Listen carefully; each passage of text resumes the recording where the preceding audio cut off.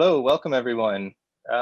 This is our inaugural lecture of the 2020-2021 season. I'm really excited about the speaker we have today.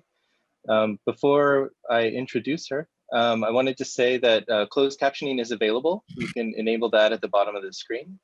And I also wanted to acknowledge the land that we're on. The Department of Design Media Arts at UCLA acknowledges our presence on the traditional, ancestral, and unceded territory of the Gabrielino Tongva peoples. Our artist today is Carmen Argote, whose practice explores notions of home and place. By working with the cultural, economic, and personal context of architecture and site, she deftly deconstructs the binary of public and private. Using space as a material, she deploys gestures of care and immediacy to challenge us to confront the power of intimacy and the impact spaces make on a body. At the same time, her work is in a deep conversation with how art conveys meaning through abstraction, and as she puts it, how art is felt in the body and does not need to be understood. Argote received her MFA in 2007 from UCLA, where she also received her BFA. Her recent solo exhibitions have been held at Commonwealth and Council, Clock Shop, Visual Arts Center at UT Austin, the New Museum New York, House in Guadalajara, Mexico, Balón Rouge Collective, Instituto de Visión Bogotá, Colombia. And she was part of Made in LA 2018 at the Hammer Museum, has been featured in many group exhibitions, including at the Sculpture Center, the Orange County Museum of Art, and LACMA. She is the recipient of the Louis Comfort Tiffany Foundation Award in 2019, the Arcadia Los Angeles Award in 2019, the Artist Community Engagement Grant from the Rima Hort Mann Foundation, and a California Community Foundation Fellowship for Visual Artists. It is my pleasure to introduce Carmen Argote. Hi, Chandler. Thank you so much. And thank you everyone for joining in.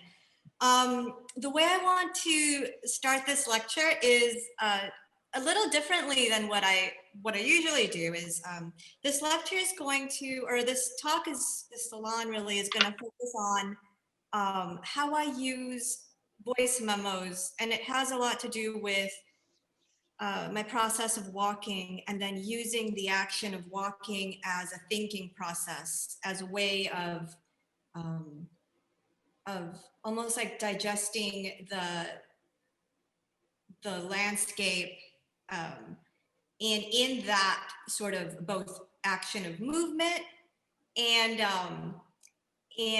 sort of taking in, almost like running into the ideas. So I wrote something to kind of just create the framework, and then what I want to do is I'm going to play you some of my voice memos, and really sort of show how the voice memos have changed, and even from the beginning of this year to now, you know, and how the practice is like a practice that really kind of through these voice memos and through walking is always like evolving and changing, and it's cumulative. One doesn't negate the other, it actually builds one on top of the other. So I put to voice memo, an idea is to make a note for later reference. It's to brainstorm, it's to document, and it's also to be able to gain perspective by taking oneself and other selves. So it's a way of seeing myself as well, in relationship to myself as I'm actually walking.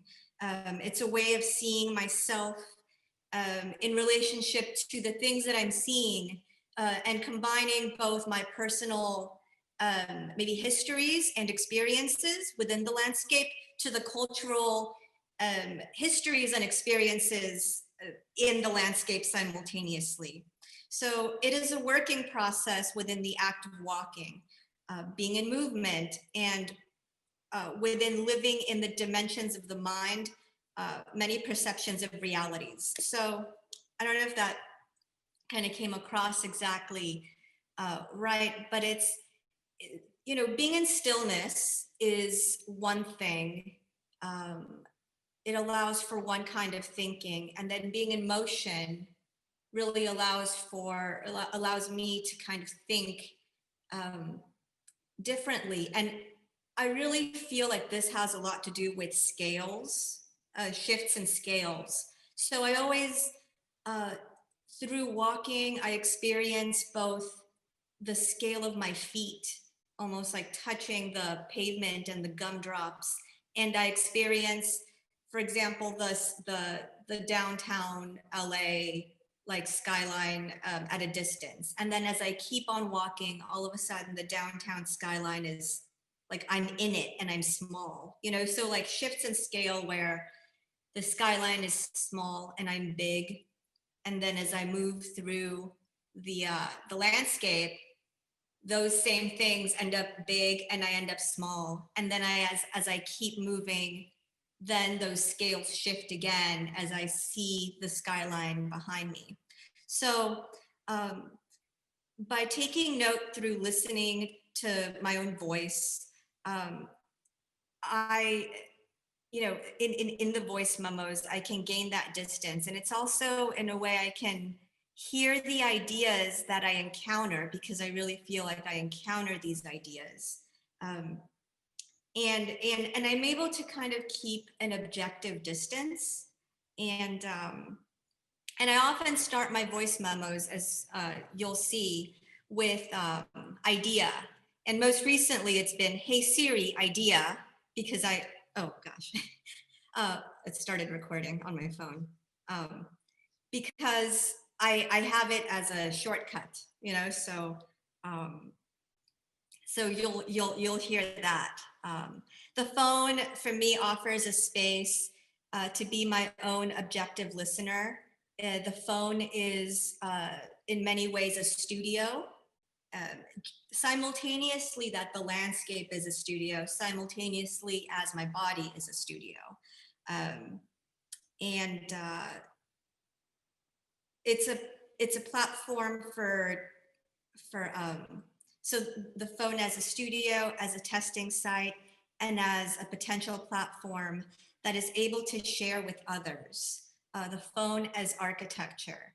So I really feel like the capturing of the idea as it enters my body and then being able to capture it through audio into the phone in the form of a voice memo then allows that voice memo to it allows it to be within an architecture that can be shared with me as well. So at that point there's like a distance that happens, and I'm able to kind of see the idea more clearly. It's almost like when you take a picture of something visual to be able to see it.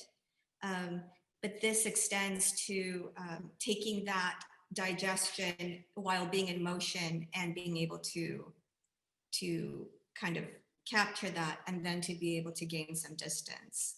For me, voice memos allow me to revisit moments as they pass, and as I pass them, it allows me to be able to converse with my personal history as well as how that history connects to everything that's outside.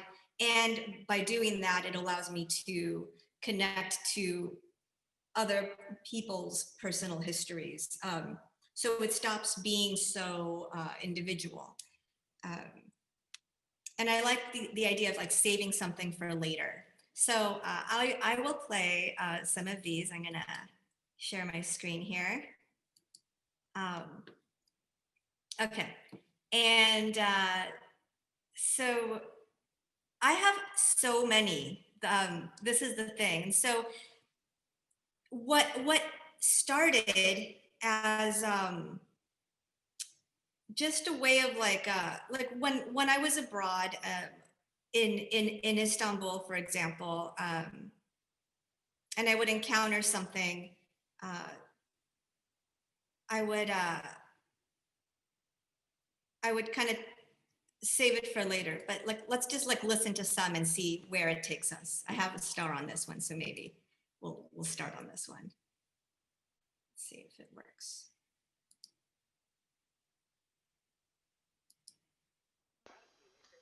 Idea. So I'm walking And I'm thinking about this large scroll work with the using the RX bars and their oil stains. And I was thinking about the composition, like what kind of composition does it need to take? Is it going to be sort of like a codex with sections and sort of a narrative, or is it going to be a different kind of composition? Like what, how much do I want to point to that? And I'm walking and I see like these oil stains on driveways, and I'm really like fascinated by oil stains on the sidewalk because it's kind of like these like compositions that also have like, this connection. I mean, one to the car, of course, and like movement and the vehicle and sort of like that separation. And their spacing is sort of central, but I don't want to work from the center out. I want to still work like language-ish, like English, Western language, I guess, from, what is it, like left to right? But yeah, like a kind of, uh, I, I kind of think I found it. I want to leave like a lot of space on the corners, like so that the oil stains and the grease sort of focus in the center and they can permeate each other. So I'm going to go back. And so that one, if you look here, so it actually has like the location of where it was recorded, and it also it's related to site. And as I've been doing this, I've been thinking a lot about the site where it's recorded, where the idea comes to me, the process of the idea. I'm going to sort of show some of these images because I feel like they're it's just interesting to see the thing that I'm able to kind of see when I record. So there's like addresses, there's like all of these like locations, areas of focus, walking routes, in relationship to my body moving through the city, which I think is really is kind of also part of it. I think as I'm working through these things, it allows me to see just like almost like zoom out. So I feel like it's a process of zooming out. There's I'll share another idea. And some of these are not great ideas. That's the beauty of it. That some of them are just not good. But Dog walking idea number one. Thinking like sign up with WAG. Take screenshots of the clients that want the service. Put that screenshot on a t-shirt.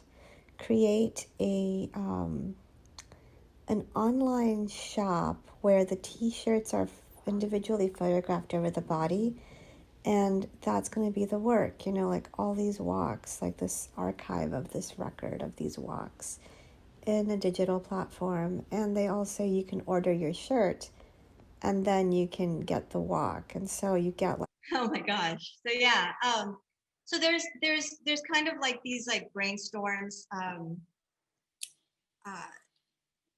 Let me see.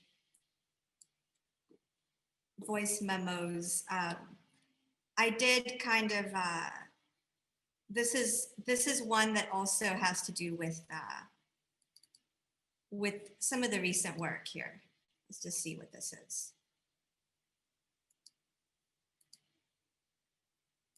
A lot of times, I don't know what they are.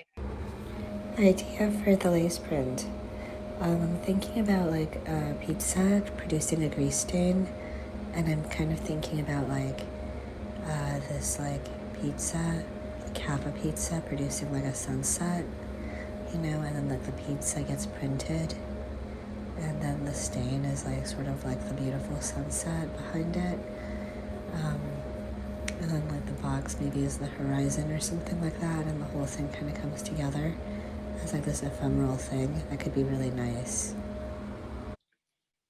So a lot of the recent ones have to do with the work that was produced for Glove Hand Dog. Let's just do another one. Yeah, let's do this one. There's hundreds, like. Idea. Make a print where it's like scratchers. Somehow like you need to scratch with a quarter to reveal the print. To reveal the image at the bottom. Maybe it's like some kind of text or something. And I go a lot to Lincoln Park. Oh, well, this is like, let me just show you one where actually where it does work. This is this one.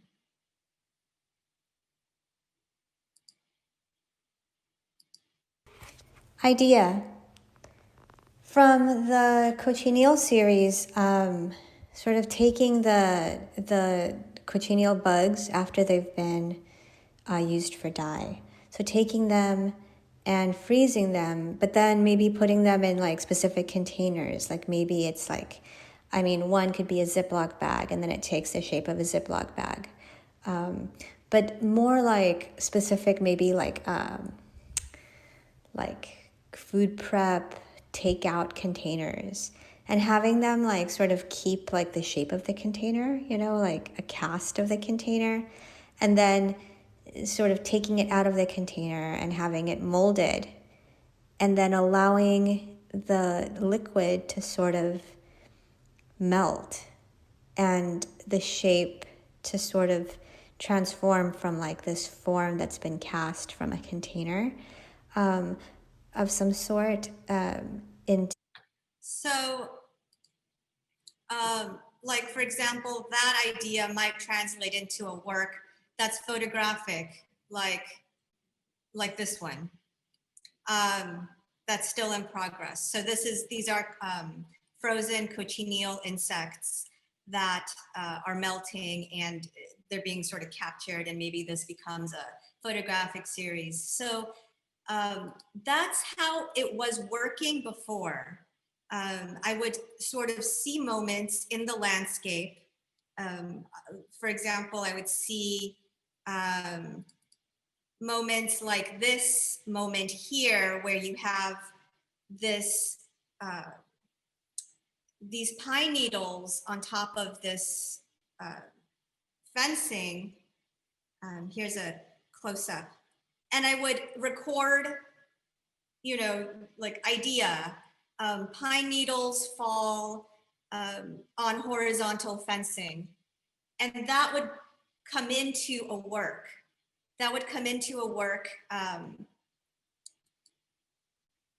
In like that way. Or for the mound, for example, walking in Lincoln Park, I would see this mound and then start brainstorming with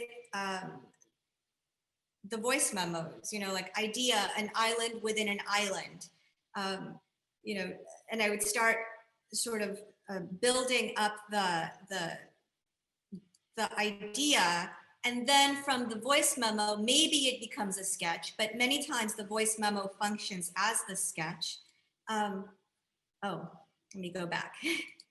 And then, you know, then the work gets made. This is the mound in progress. It's actually called Filtration System for a Process-Based Practice. And so this is Chris and some of the fabricators, and then it just kind of goes into the form that it will become but many of these do start as voice memos. And I think it's just interesting to look at the sort of zoomed out version and the context, like where it was taken, where the idea came to me, because part of the conceptual framework of the work is so much about location. Recently, I've been doing a lot of work at the cemetery at Evergreen Cemetery, and for like Last Light, for example, this was like also like a lot of the process. Let me play you some from Last Light. Actually, I think these are some from Last Light. I don't know what this is going to be, so it's kind of a mystery. I mean,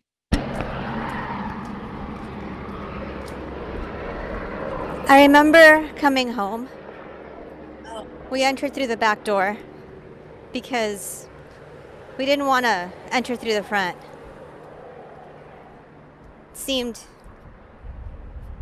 not like a good idea. And I remember taking my finger and running it over the surface of a blue bin to my right. And there was this layer of gray, soft ash.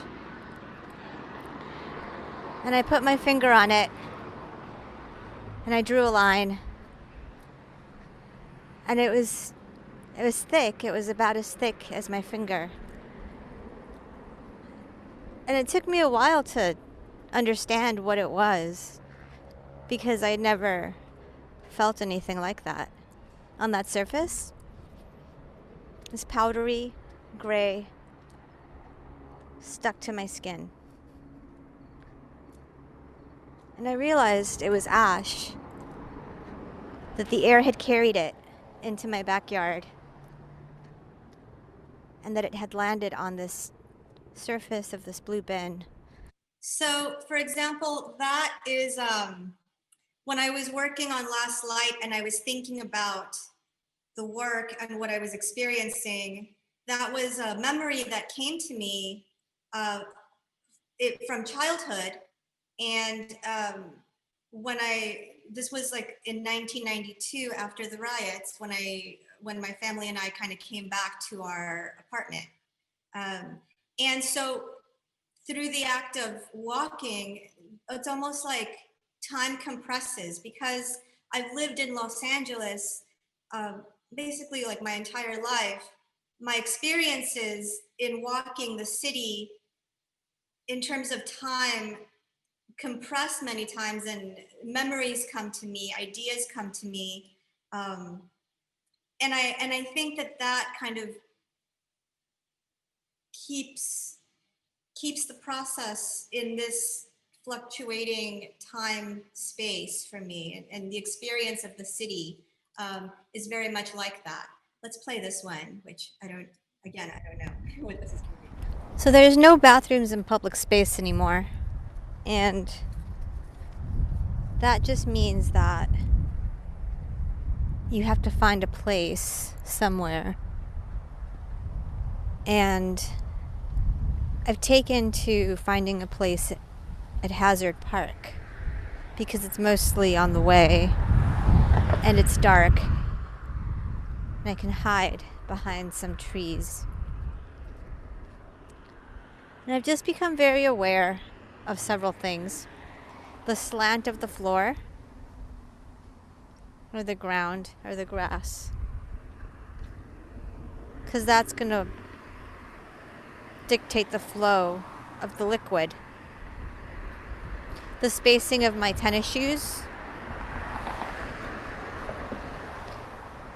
I'm very aware that my pants don't touch the grass.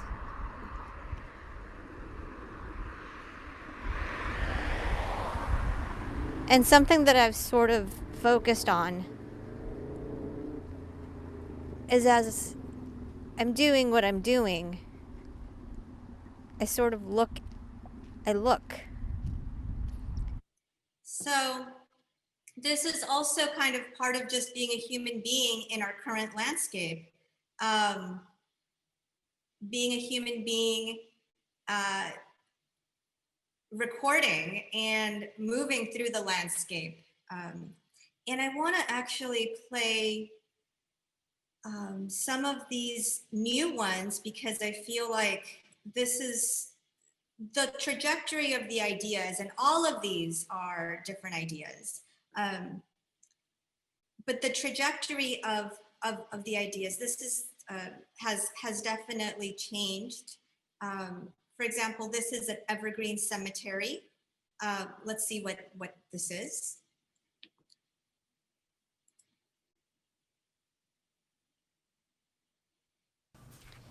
Idea. Tracing my hand with a Sharpie and capturing that image. Another idea is tracing different parts of my body. Tracing my face, my profile, my torso, my leg. Sort of searching through line.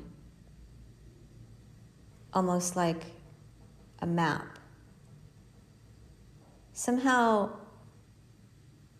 tracing the shape of the body, delineation, kind of evokes like several things. It evokes, you know, like a presence, a death, a gesture, an action. And I'm really interested in how the Sharpie line actually like looks so kind of stark, sort of like a deep buffet sculpture. So, I mean, the most recent ones are these two. I'm going to play these because most recently I've been listening to a lot of audiobooks, and I've been using my voice memo to either like record reflections on the words that the author is kind of, you know, expressing.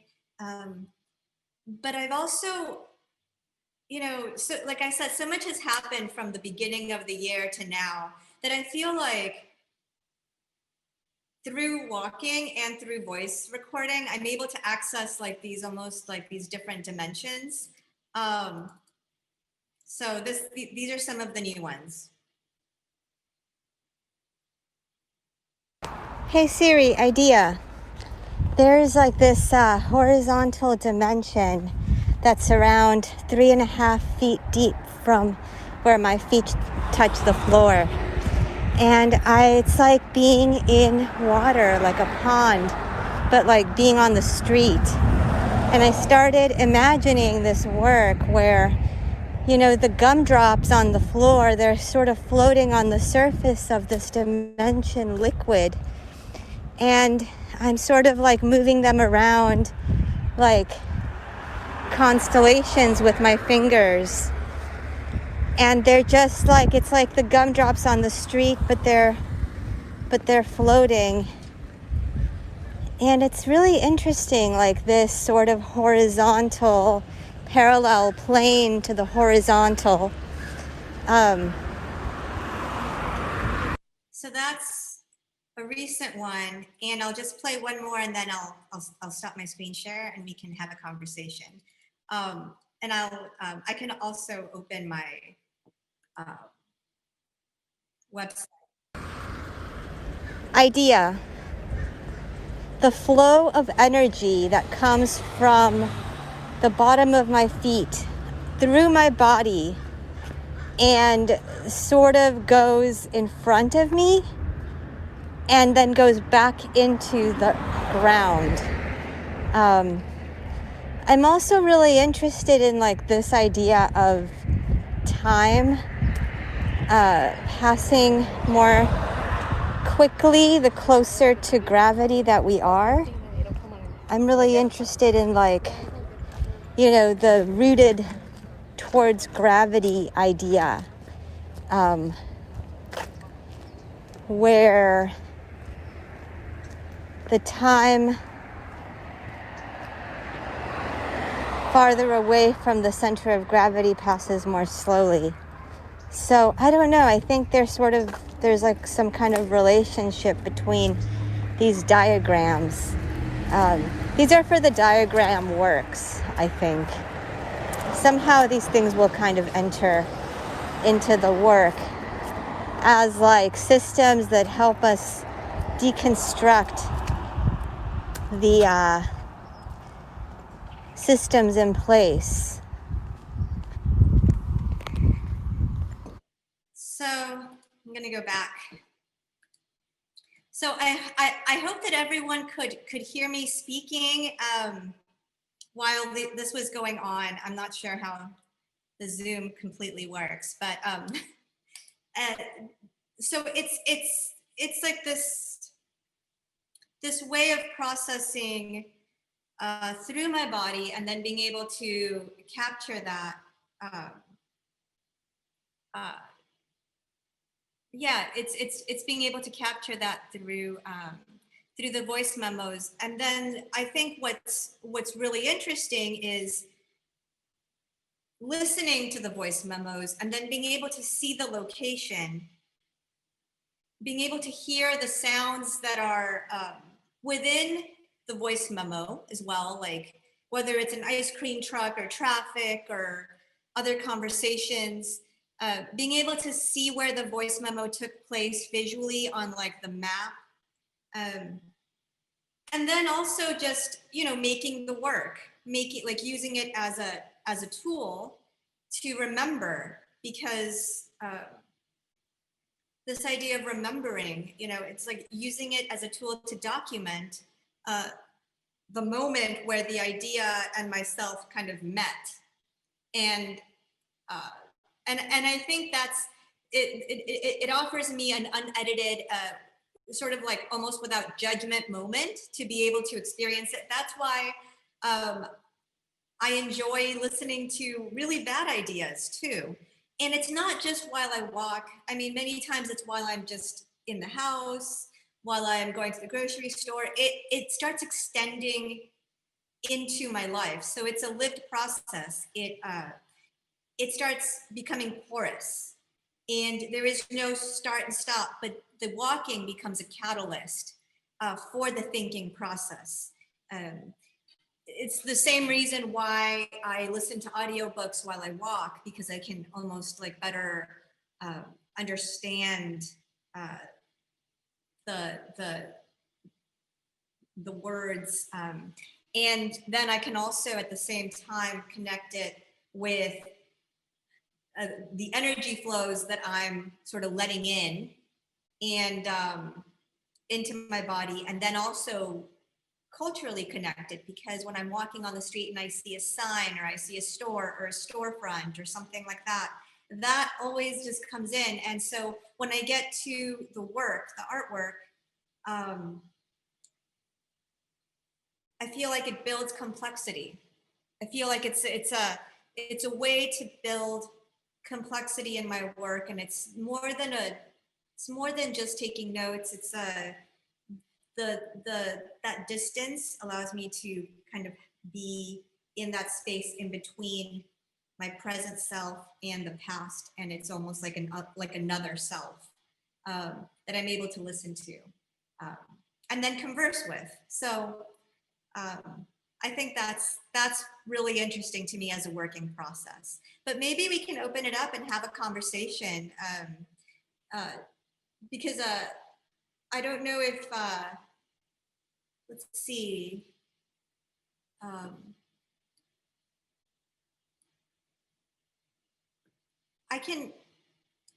We can do that. I don't know how to exactly, maybe I'll open up the chat.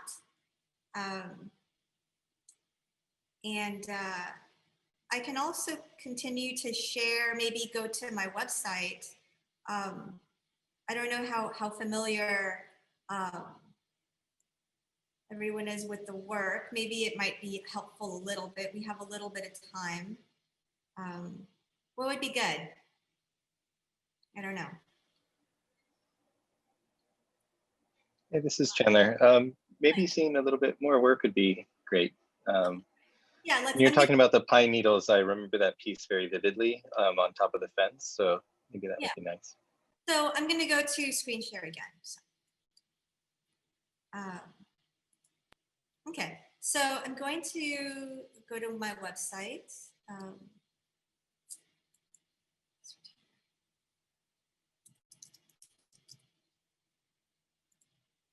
And a lot of the recent work, for example, like that pine needle piece was part of pyramids. And this work was really important for me as a turning point, really bringing in that idea of process. Specifically, this work, accumulations. So you saw how like the gesture was sort of captured in a photograph and most likely in a voice memo. And then that gesture comes into the work pretty directly because it's the thing that this interaction between these two materials that was so, I felt like these two materials almost like transformed each other. That the softness of this like layer that was being created, this soft layer, transformed the metal chain link fence so profoundly that I wanted to, in this work, sort of bring up that gesture. And of course, in this work, it was in relationship to the space. So the work was completely made for the space, sort of remembering that moment in the park and remembering what it felt like to encounter it, and then bringing in that gesture and that moment into the work. And so this is an example of how the ideas will function directly. I have another example too. I can show you the mound. And like titles, like the film, all of these things are encountered. Like the work Me at Market, for example, was a sign that I saw that said Meat Market that was a little bit, where the spacing was a little off. So Me at Market was actually very much about that. I want to talk about filtration system for a process-based practice, since we saw some of the work. This is the way it was presented at the Hammer. This is sort of like in thinking about how one object sort of moves in from space to space to space and context to context and framework to framework, but it's still tied to location. And for me, it's very much still tied to landscape and then the body and this process of walking. And actually this one where we have like this one was a piece that was also part of the panel LA. Let me see. And so you see that I do include like the reference, because the reference is such a huge part of it for me. The where the idea comes from, or where the idea is encountered, how the idea is shaped by the economics that surround the place that I'm walking in, the neighborhood, the architecture that I navigate through, all inform the work. They shape the work. They it's almost like even like being in this studio was I see it as one phase of the work, or one aspect, one location for the work. Let's see another one. A lot of the work that I have done in abroad has had to do a lot with walking. This was Las Cargadas, for example, where I was walking in Madrid with my mother, and we stayed at various Airbnbs, and it was through this action of walking that we accumulated little found almost like things. And it was really the action of transforming these found things, like napkins, tuna cans that we were eating, receipts.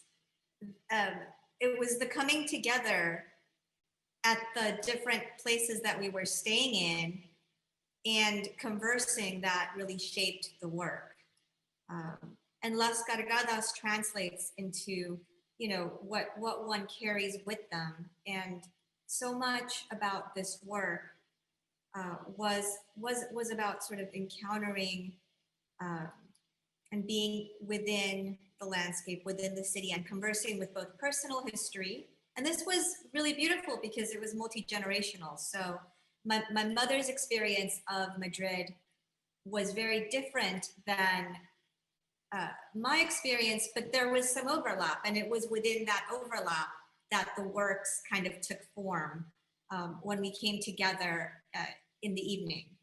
So that's one of these works that is maybe not as known.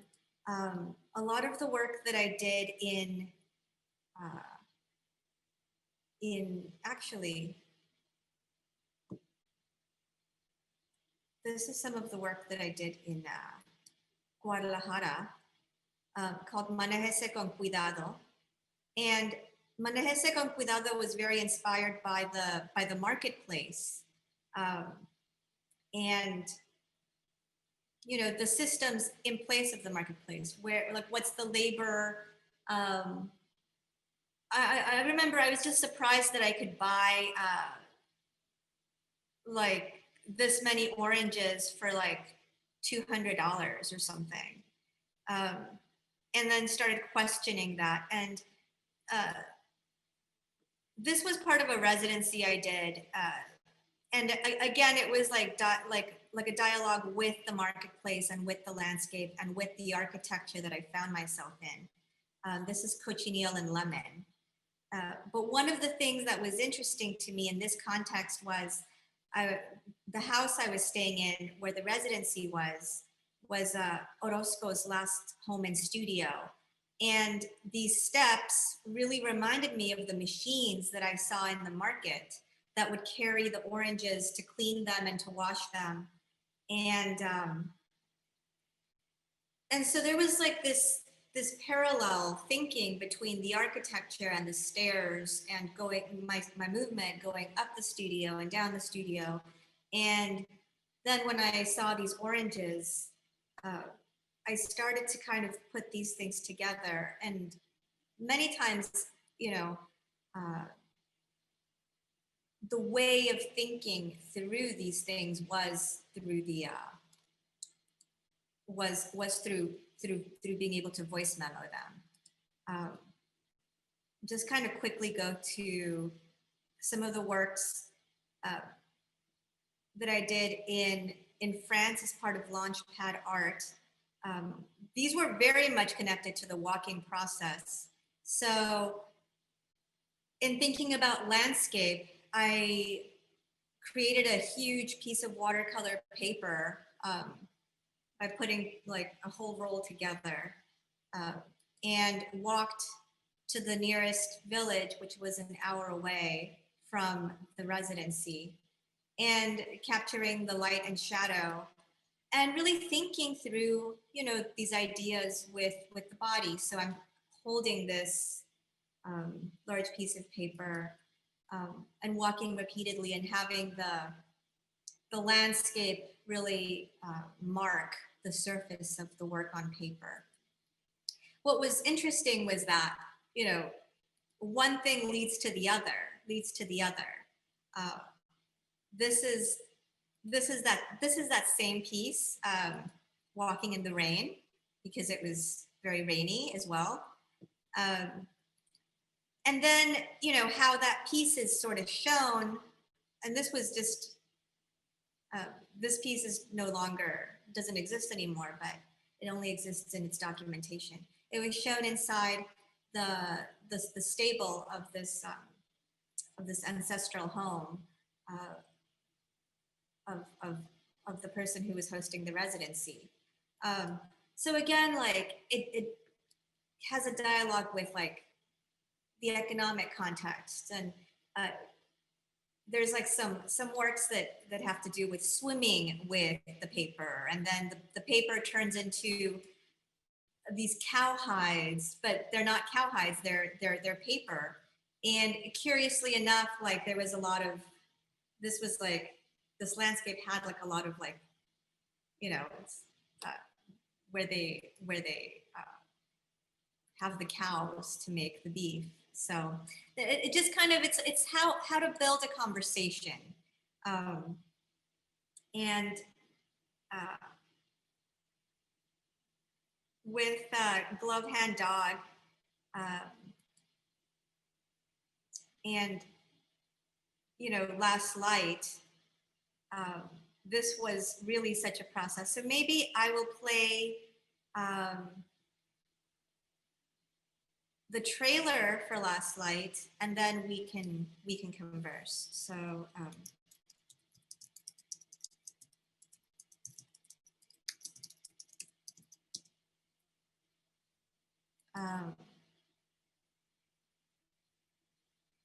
it's a minute long.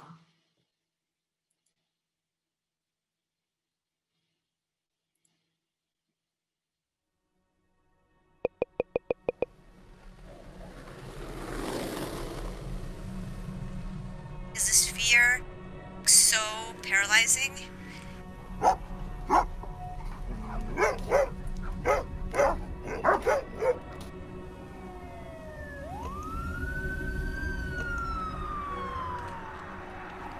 You've decided that my body's contaminated.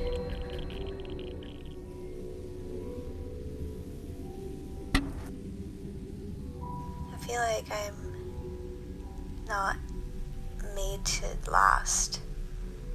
I'm not the one who's gonna make it.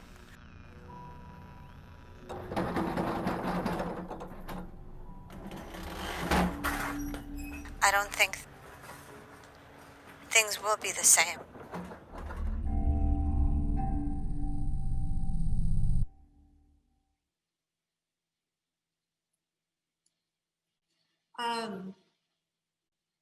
Where's my, let's see,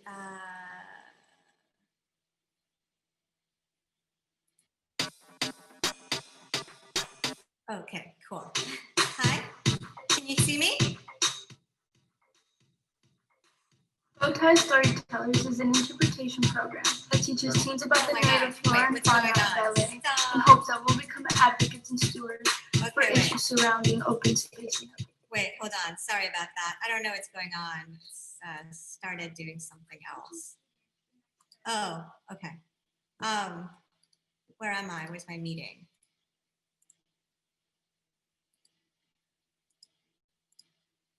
Where's my meeting?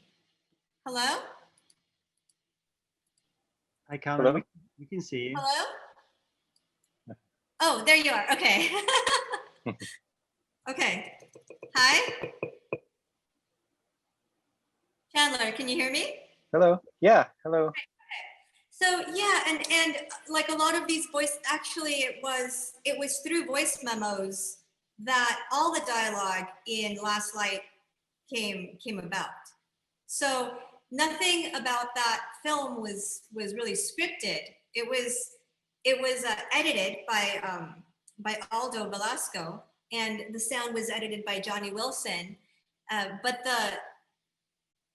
But all the dialogue was me voice memoing ideas as I was walking. So there was always, you know, and all the images except the black and white ones that have me in it, that are Gina Klein's. All the other images came from, you know, as I was moving through the landscape, I was taking these photos while voice memoing, you know. So usually either using my phone, or in that case, if I needed the phone to take the photos, I was using my Zoom recorder. So there's all of these these ways that that this process kind of brings the ideas forward.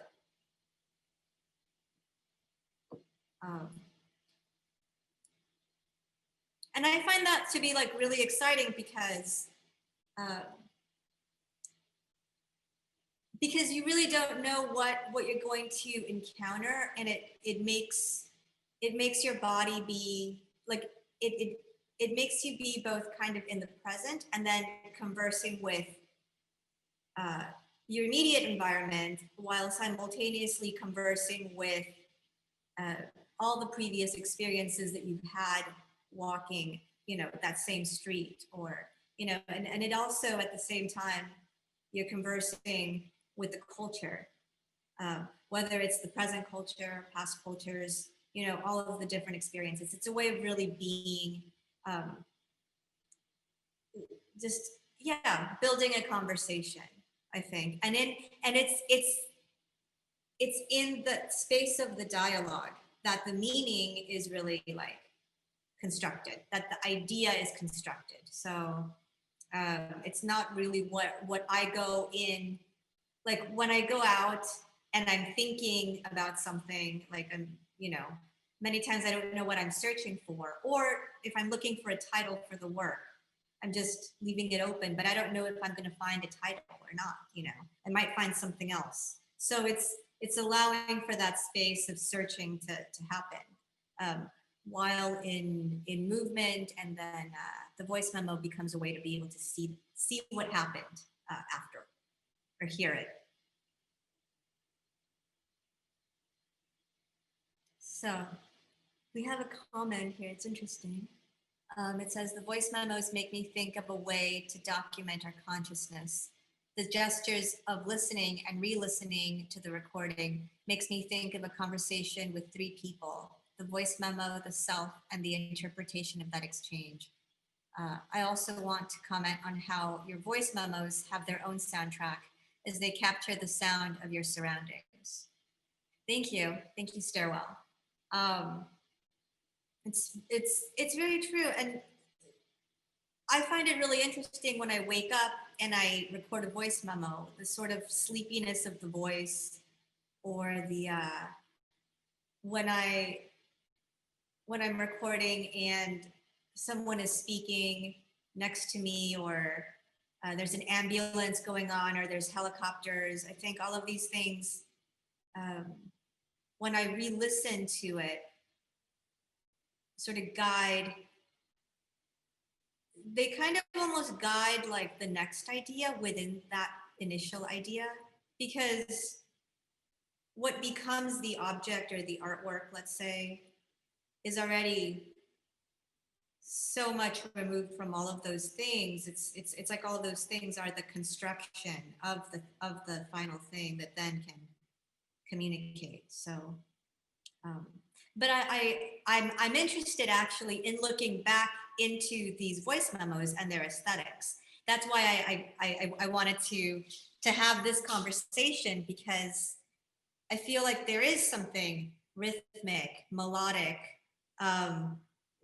something that's in the work that's also in these constructions of it, in the processing of it, that could come into something else, so maybe the material, maybe the voice memos in some way can also function as material. So leaving that open, I guess, too.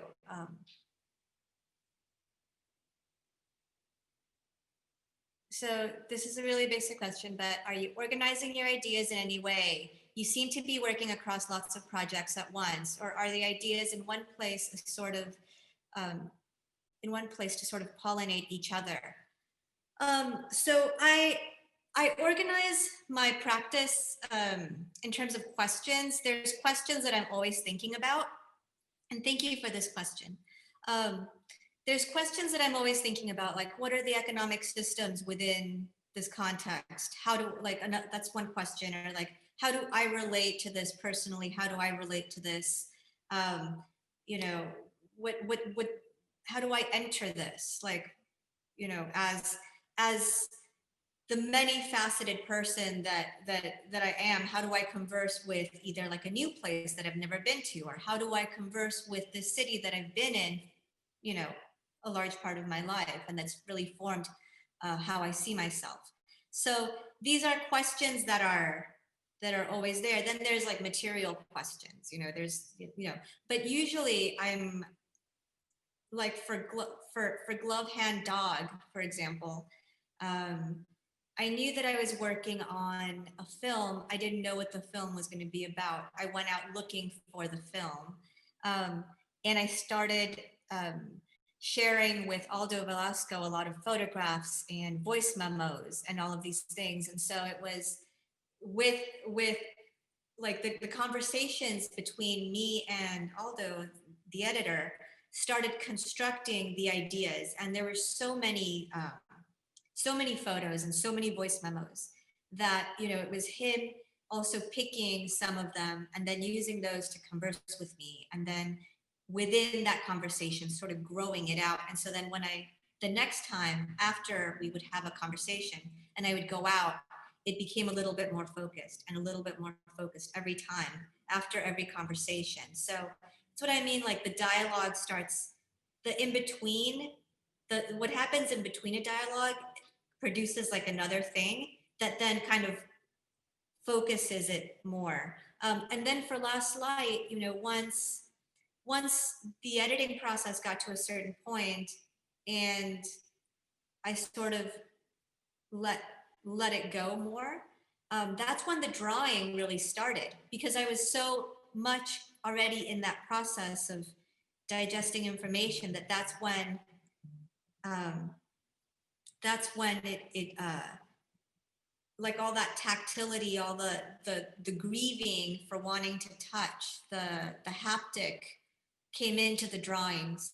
And then the sound of the drawings, the sound of the graphite and the crayon of drawing, and the sounds of the domestic space that I was listening to more came into the film. So that's kind of how that dialogue got built. And now currently with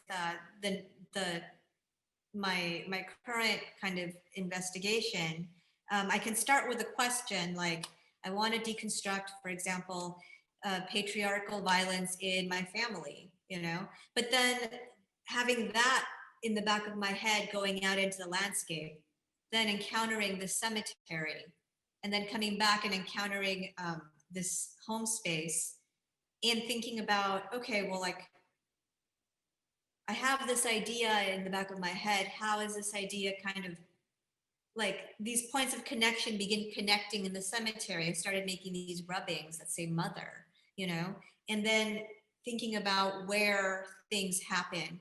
I was like, well, I'm going to use my living room as a material. I mean, you know, so the house as a material, you know, and so that begins growing, like this is where the recording is going to happen. This is like, you know, so that's how the ideas begin to kind of take form. And the voice memos, I don't try to lock them in. I try to let them be what they are.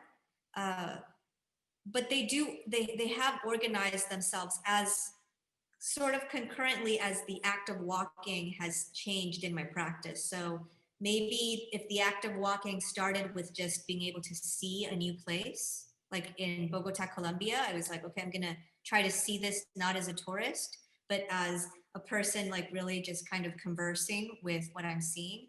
Like that has shifted into, okay, I'm gonna start seeing moments in Lincoln Park and questioning why it's important for me to see the sun in the middle of the day and deconstruct these systems that I'm in, to, okay, like I need to heal myself and I'm going to start like listening to audiobooks and do research while I walk, to, okay, I'm going to start trying to access like the cosmic, you know, like looking at like my body in relationship to scale. So these things with voice memos do happen concurrently to these questions. It's like it kind of all happens, but they happen almost like on the same plane. They're just sort of parallel. I don't know if that makes sense, but that's how I like my thinking process happens, and I like allowing for that to happen. Thank you. So yeah, anyone have any questions or conversing ideas, thoughts?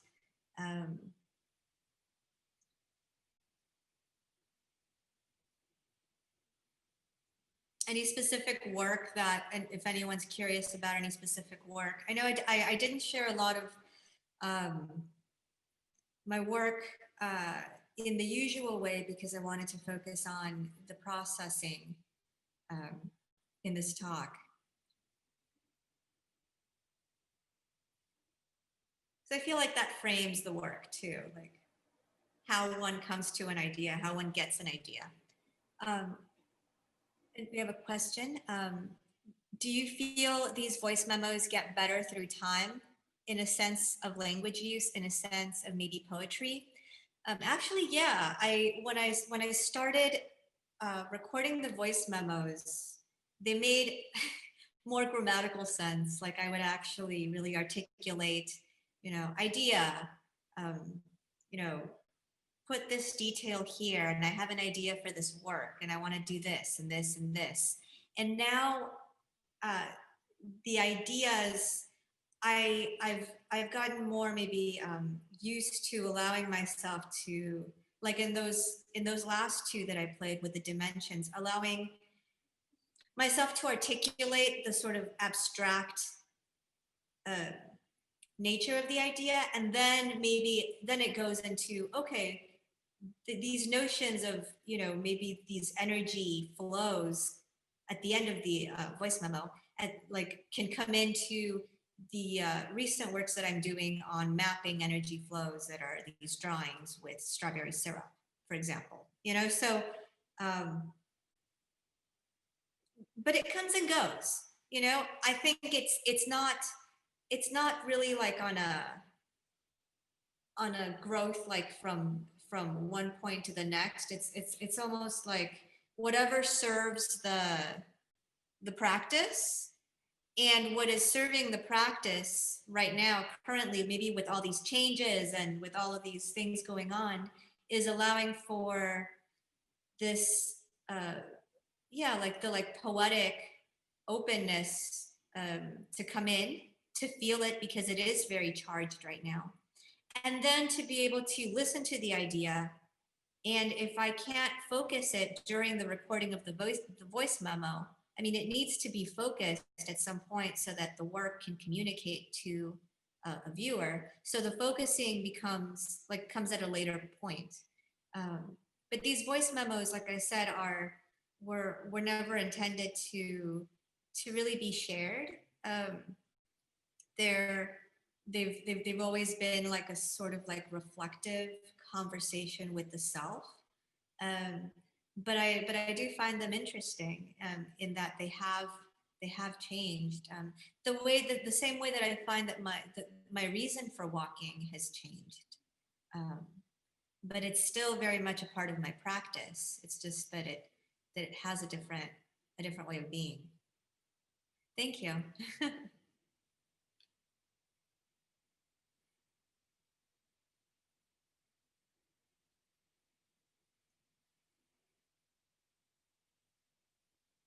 Yeah. Do you record voice memos about other things besides documenting art ideas? Yes. But I would say like 90% are art ideas. I've started in my collaborations. For example, I send voice memos about the ideas to my collaborators. So on that list, there's like a voice memo for Alan, and it'll be me speaking with a person right now, Alan Sierra, who I'm collaborating with in Guadalajara, and I'll send him a voice memo. Or many times, writing text sometimes gets overwhelming for me. So I will voice memo people, like messages that are not art related, just are more like conversations, like text messages, but that are voice memos. And yeah, those are interesting. I also work through like working through ideas whenever I need to listen to myself, like kind of work through an idea, like that'll happen. And actually, something really interesting that I have done, thank you for reminding me, is that I will, for example, if there's a text that I want to really process continuously, I will read it aloud and record it and have a voice memo recording of a text, even if it's like 30 minutes long, 40 minutes long. And I will listen to that text. So a text that I've been listening to is Jane Rendell's, she is walking in a place she does not know. And that text was shared by a friend of mine named Rawson. And he emailed me that text, and I recorded it for myself, and I've been processing that text as I walk. So that's another way that I will use the voice memo. It allows me, again, like that distance that's different than reading it, and having, instead of listening to the voice inside my conscious, head while like reading it silently, I can listen to it as like while in movement, and that really allows me to brainstorm and to almost like tangent different ideas from that act of listening.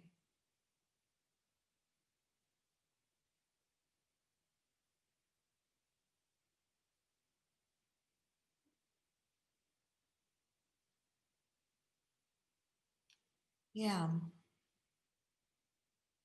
And I guess one like kind of just like learns what works for their processing. I've come to understand that I am a person that requires motion to process, and movement, and like what senses serve you, the best. Says, yeah. So the auditory and the movement and the haptic seem to be very, very much a way for me to search. And so I just try to lean into that to like, bring the ideas kind of forward. And not knowing, I like not knowing. It's when I say that, there is a knowing of self and a knowing of practice. When I say not knowing, it's almost like allowing for the space to be, for allowing myself to be surprised by the process of the search and the process of sort of encountering. So it is a knowing, but it's not a knowing that can be initially articulated. So, yeah.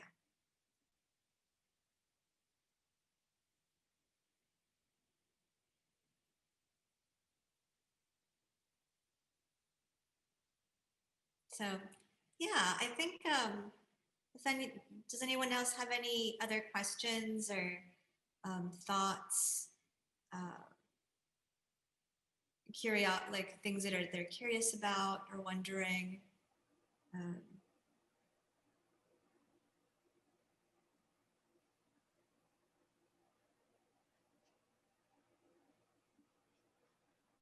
Yeah, are there any last questions before we wrap up?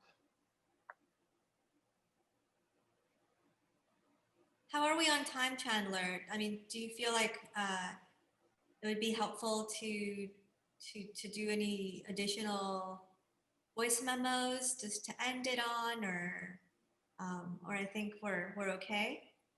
Yeah, I think we're pretty good on time. It was really fantastic. Thank you so much for sharing your work with us. Thank you so much for being open to this kind of like new way of like processing. I'm really excited to be able to to share this aspect of my practice. Just feels very, I'm enjoying the sort of vulnerability of it, and then also just, being able to share this other part of it that doesn't really get, that I don't really have the opportunity to talk about that much. That's actually really exciting for me to engage with. So. Yeah, it was really, really excellent to get to hear about that process and think about how it can apply to our own practices. I think for me, at least, it gave a lot more than a traditional artist talk. So thank you so much for risking that vulnerability with us. Thank you. And thank you everyone for tuning in. So, okay. Well, I'm gonna say goodbye. All right. All right, Carmen. Thank you so much. Goodbye. Oh. Thank you. Thank you. Thanks. Beautiful.